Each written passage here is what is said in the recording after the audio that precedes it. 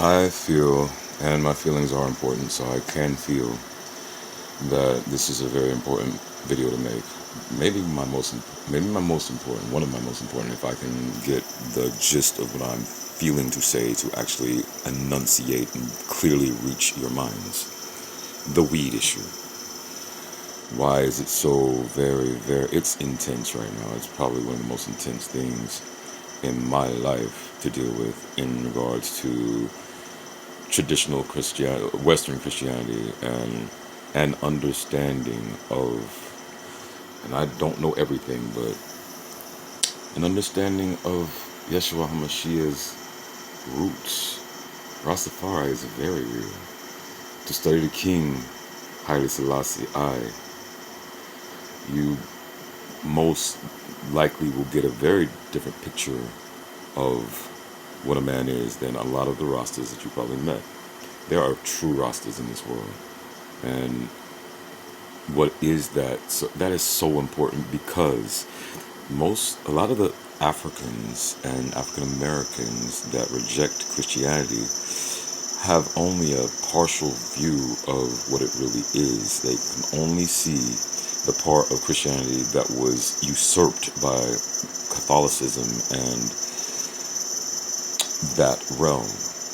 And the fact that so much information was removed about where Christianity comes from, Africa, Haile Selassie being King of Kings, Lord of Lords, conquering out of Judah. And this is actual title an official title given to him by the Ethiopian government, recognized across the world.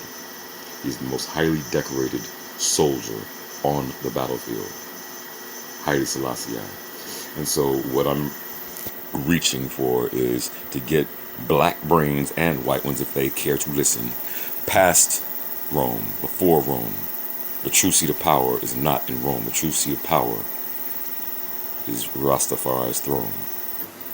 Let's have to be bold. We are so late in the day now that this preacher in Atlanta is growing weed with the largest plot of land, church land in America that belongs to Roots people.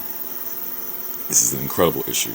And I've seen people I respect is totally off to the side with it, and I think I have to speak, and they may reject what I'm saying, but please, I know that in particular, if New Breed sees this, I respect the heck out of him.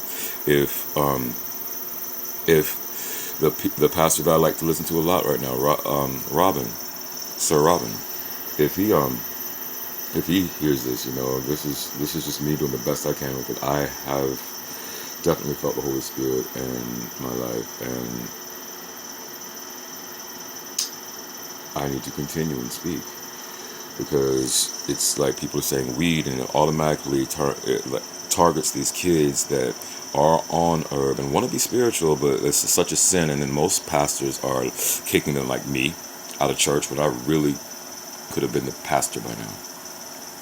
With that being said, herb comes from the earth. And the thing also too, Rastafari is necessary to get the mind state, the Western mind state. If you don't share the same views as a particular pastor, then you're going to hell.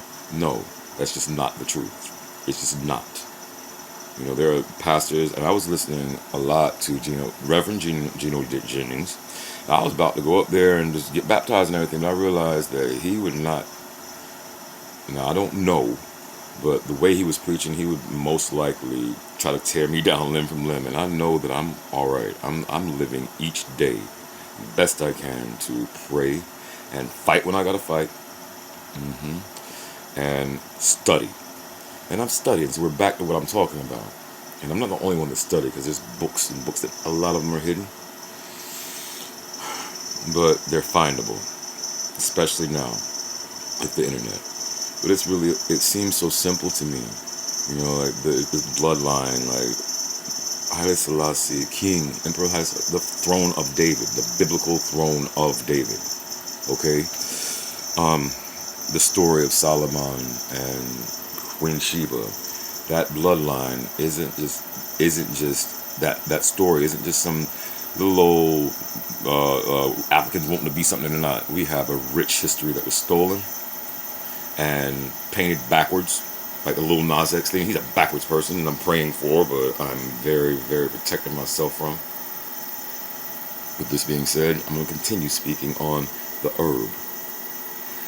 That sounded like a beautiful idea to me if it was a preacher that was not a false prophet. I don't know who this preacher is, so I was listening to New Breed and Reverend Robin.